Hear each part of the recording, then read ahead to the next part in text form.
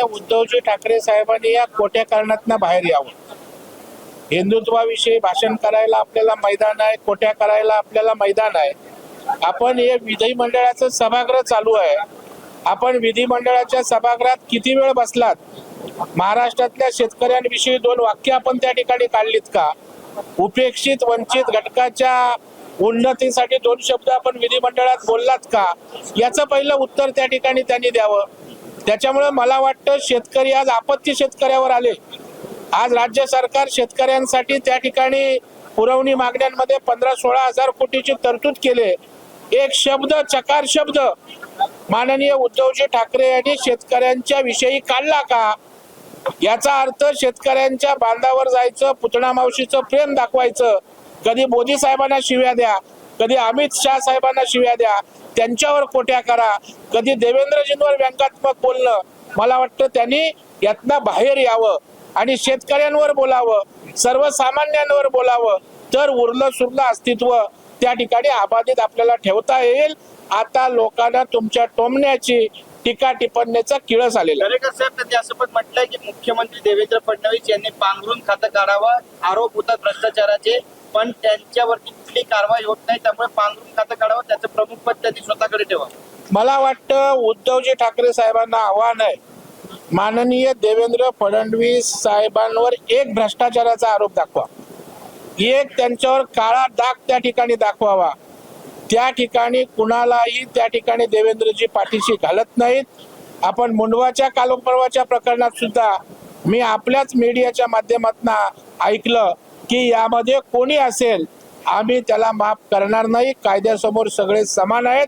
मला वाटतं उद्धवजींना माझे हात जोडून विनंती आहे की जरा त्यांनी मोदी साहेब, अमित शाह साहेब, त्यांच्या कुटुंबासंदर्भात, देवेंद्रजींच्या संदर्भात आपण बोलायचं तर जाहीर समाजमधनं बोला. अधिवेशन चालू आहे, जरा शेतकऱ्यांवर बोला. आज मुंबईचा प्रश्न आहे, प्रवीण दरेकर त्या ठिकाणी मराठी माणसाचा 388 इमारती आहे, गिरगाव, लालबाग, परळ, त्याच्यावर बोललो मी. 13,800 इमारती आहेत, त्यांच्या पुनर्वसनाचा प्रश्न आहे, त्यांच्या घराचा प्रश्न आहे. कुठे बाळासाहेबांचे विचार, कुठे उद्धवजी आपण टोमणी मारत त्या ठिकाणी फिरताय? मला वाटतं आता तरी दुरुस्त व्हा. त्यात उरलं सुरलं सुद्धा त्या ठिकाणी आपलं दुकान त्या ठिकाणी अस्तित्वात ठेवणं मुश्किल होईल.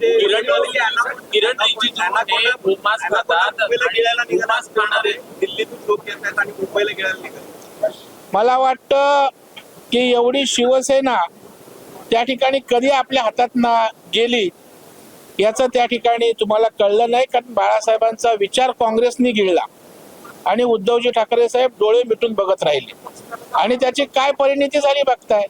मला वाटतं आपण यांची सगळी वक्तव्य बघा, सगळी भाषणं बघा, कोट्या करणं, टीका टिप्पण्या करणं, जनहिताची कुठलीही बात त्या ठिकाणी बोलायची नाही. यांनी त्याला गिळलं, त्यांनी त्याचं का असं केलं, त्यांनी त्या ठिकाणी हे केलं ते केलं. मला वाटतं कोट्या टोमणे याच्या बाहेर येऊन लोकहिताच्या 4 गोष्टी बोलाल तर काहीतरी तुमचं भविष्य राहील. नाहीतर जनता आता तुमच्या असल्या बोलण्याला त्या ठिकाणी कंटाळलेली आहे. कोणी कोणाला गिळलं हे महाराष्ट्राला त्या ठिकाणी माहीत आहे. मला वाटतं उरलं सुरलं राहिलेलं टिकवण्यासाठी जनतेत जावं. सभागृहात अजून उद्या परवा आहेत. मी अपेक्षा करतो की उद्धवजी साहेबांनी शेतकऱ्यावर एखादं भाषण द्यावं. उद्धव साहेबांनी लाडक्या बहिणींवर त्या ठिकाणी बोलावं. विदर्भाचे त्या ठिकाणी बाळासाहेबांनी नेहमी कौतुक केलं विदर्भाचं बाळासाहेबांच्या भाषणामध्ये. उद्धवजी ठाकरेंनी तर विदर्भात 4 ठिकाणी शेतावर गेले असते, 4 शेतकऱ्यांशी संवाद साधला असता, विधिमंडळात त्यांच्या व्यथा मांडल्या असता, तर त्यांच्याविषयी आदर वाटला असता. तुमच्या शिव्या टोमण्यांचं लोकांना काय देणं घेणं आहे? ते म्हणतात आम्ही बांधावर गेलो पण विदर्भासाठी या सरकारनं काय दिलं असा सवाल केला सरकार. या सरकारने काय दिलं हे बघण्यासाठी पुरवणी मागणी काय असते ते बघायला लागतं. पुरवणी मागण्यांचं पुस्तक वाचावं लागतं. त्याच्यामध्ये शेतकऱ्यांसाठी 15-16 हजार कोटीचे तरतूद केले. वर्तमानपत्रांमध्ये पहिल्या पानावर बातम्या आल्या आहेत. परंतु मला वाटतं जी गोष्ट समजूनच घ्यायची नाही, त्यांना टोमणं मारून शिव्या देऊन आपलं राजकारण करता येतं असा जो समज आजपर्यंत आहे. त्या ठिकाणी शेतकऱ्यांसाठी काय दिलं? मी आपल्या मार्फत पुरवणी मागण्यांचं पत्रक पाठवतो त्यांना, पुस्तक. परंतु ते पुस्तक उघडणार कोण? पुस्तक वाचणार कोण? बघणार कोण? त्यांना माहित आहे 4 शिव्या दिल्या, मीडियात शिव्या जातात. काय करायचं शेतकऱ्याला, काय दिलं आणि काय नाही दिलं. माननीय मुख्यमंत्री देवेंद्र फडणवीस साहेबांनी प्रत्येक मंत्र्याला शेतकऱ्याच्या बांधावर पाठवलं होतं, स्वतः शेतकऱ्याच्या बांधावर गेले होते आणि आज त्या ठिकाणी सर्वकष विचार करून शेतकऱ्यांसाठी जवळपास 35,000 कोटीचा त्या ठिकाणी आज ऍडिशनल त्या ठिकाणी तरतूद करावी लागली आणि त्याच्यामुळे राज्याच्या तिजोरीवर बर्डन आलं तरी चालेल, परंतु शेतकऱ्यांसाठी देण्याचं काम देवाभाऊंच्या सरकारने केलं.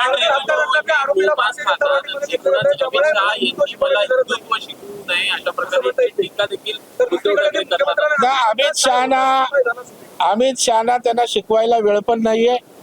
ते देशाचे गृहमंत्री आहेत, देशात सुरक्षेचा प्रश्न आहे, देश त्यांना चालवायचा आहे, त्याच्यामुळे यांना शिकवण्यासाठी अमित भाईंकडे वेळ नाही. मोठ्या प्रमाणात टीका केलेली आहे. अमित शहा, किरण रिजिजू, जय शहा यांच्यावर पण टीका केलेली आहे. त्यांना नॅशनल मायलेज हवा आहे. आता नॅशनल मायलेज मातोश्रीत बसून मिळत असेल, तुमच्याकडे मीडियात येऊन 4 शिव्या दिल्यावर मिळत असेल, तर तुम्हीच त्यांचा आत्मविश्वास दृढ करताय. मायलेज मिळालं तर त्यांना वाटेल शिव्याने मायलेज मिळतं, मायलेज मिळालं नाही तर शिव्या देऊन लोक हिताकडे लक्ष केंद्रित करतील. नागपुरात उद्धव ठाकरे आले, वातावरण तापते असं वाटतंय, राजकीय वातावरण. राजकीय वातावरण तुमच्या समोर तापत असेल, मीडिया समोर. सभागृहात तर मला काय तापलेलं बघितलं नाही, मी पूर्णपणे विरोधी पक्ष विजलेला बघितला. पालघर हत्याकांडातल्या आरोपीला भारतीय जनता पार्टीमध्ये घेतलं होतं, त्यामुळे मला हिंदुत्व शिकवण्याची गरज नाही असं त्याच्या पुढचा अर्धवट तुम्ही पिक्चर सांगितला, त्यानंतर त्याचा प्रवेश आणि त्याला त्या ठिकाणी स्थगिती दिलेली. लाडक्या बहिणींना 2,500 रुपये केव्हा देणार म्हणतात कोण? त्यांचं ढोंगी सगळं लाडक्या बहिणींचं प्रेम आहे. एका बाजूला सांगायचा तिजोरीवर ताण येतोय म्हणून त्या ठिकाणी शिव्या घालायच्या, एवढ्या लाख कोटीचं कर्ज झालंय, आणि दुसऱ्या बाजूला 1,500च्या ऐवजी 2,500 द्या बोलता. म्हणजे ह्यांचं करणी आणि कथनी मधला फरक आहे. जेव्हा या राज्याला देण्यासारखी योग्य परिस्थिती येईल, लाडक्या बहिणींना द्यायचं आहे ते देतील. वचन दिलं नव्हतं बहिणींना. एक लक्षात ठेवा, तुम्ही त्यांचं स्पोकमन असल्यासारखं बोलू नका. वचन दिलंय तर त्या ठिकाणी राज्याची आर्थिक स्थिती समजून घ्या. वारंवार त्या ठिकाणी आपण सांगतोय की आपत्ती आल्यामुळे राज्याच्या तिजोरीवर ताण आलाय.